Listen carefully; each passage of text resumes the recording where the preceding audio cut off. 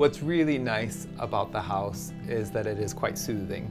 You don't often get to walk into a house where every hallway is 1.5 feet thick of just solid earth. It is a modest size house, but it does feel pretty comfortable, pretty substantial, like a big hug. My name is Logan Havens. I am a photographer. I've lived in Tucson for about 8 years. My name is Gustavo Silva. I got a job at a local architecture studio and ended up moving here to Tucson about 4 years ago. This house is at the base of Sentinel Peak. I would always ride my bicycle through this neighborhood because one of the best plant nurseries in the Southwest was in this neighborhood, and thought it would be really amazing to be here right on the river, right on this multi-use path that's 130 miles around the city. And then this little Adobe, it was in very poor condition, but it showed up on the market. So we came and looked at it, and we saw the Adobe blocks, and we saw through a hole in the ceiling, the wood beam ceiling. And we thought underneath all the layers is the potential of a really fun Tucson house. Our main guiding principle was to strip everything down and build it back up in an appropriate way as an Adobe house. We looked at this shell as like untouchable.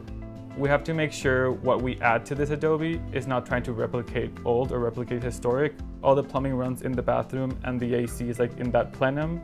And then the kitchen, we like dropped in a stainless steel box and a wall of wood cabinet.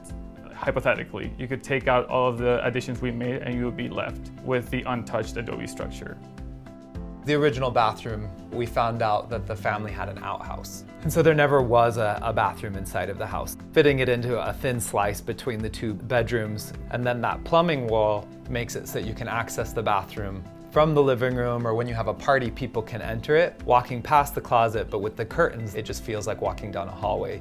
But it lets us break up the house in a way that it ends up feeling much larger than the 720 square foot. This kind of a house would be impossible to build in contemporary society with contemporary building codes right now. We did bring in an Adobe specialist that rebuilds a lot of the historic row homes in our barrio and Presidio. He was willing to let me work with him. It was really an opportunity to respect the heritage of the city, the historic architecture of the city, and also just learn how these buildings were put together. Everything in this house is incredibly simple. It's just built around having time to cook, store a few clothes, and go on a lot of bike rides.